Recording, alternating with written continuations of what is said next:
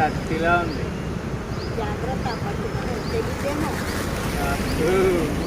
ఏదో తెగేలాగే ఉందిలే కానీ పద.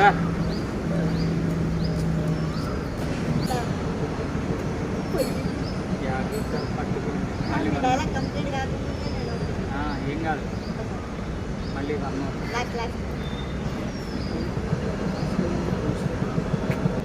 హాయ్ ఫ్రెండ్స్, అక్కడ వర్షం వచ్చేసింది, ఇంకేం చేయలేకపోయాము, అందుకే షూట్ ఆగిపోయింది.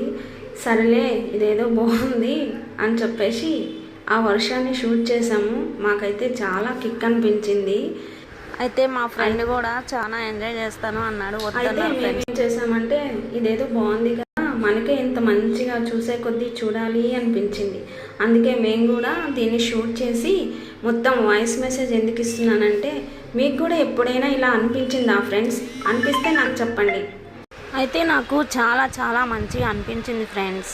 ఎందుకంటే వర్షం పడేటప్పుడు మనము ఇంట్లోనే ఉంటాం, బయట చూడము. కానీ నేను రియల్గా బయట చూశాను. చాలా అంటే చాలా మంచిగా అనిపించింది నాకు. వెంటనే డ్యాన్స్ చేయాలనిపించింది. అయితే మా టీం వాళ్ళు డ్యాన్స్ కాదు, ఇప్పుడు డ్యాన్స్ చేస్తే తర్వాత హాస్పిటల్ మెట్లు ఎక్కాల్సి వస్తుంది అన్నారు. ఓకే సర్లే, ఎందుకు ఇంత రిస్క్ చేయడము, ఎప్పుడో ఒకసారి ఇలాంటి ఫీల్ ఎంజాయ్.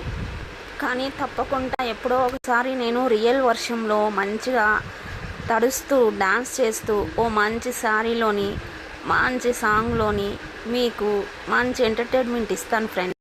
మీకు కూడా ఇలాంటి ఆలోచనలు ఉండే ఉంటాయి. అయితే ఎప్పుడైనా మీరు ఇలా వర్షంలో తడుస్తూ ఎంజాయ్ చేస్తూ ఎప్పుడైనా బాగా ఎంజాయ్ చేస్తారా ఫ్రెండ్స్?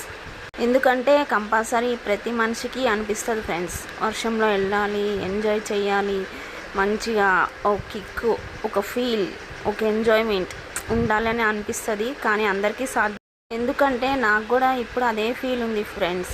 కానీ నా ఫ్రెండ్స్ వద్దంటూ అస్సలు వెళ్ళనే లేదు. కానీ నేను చాలా మిస్ అయ్యాను బేబీ అన్నట్టు.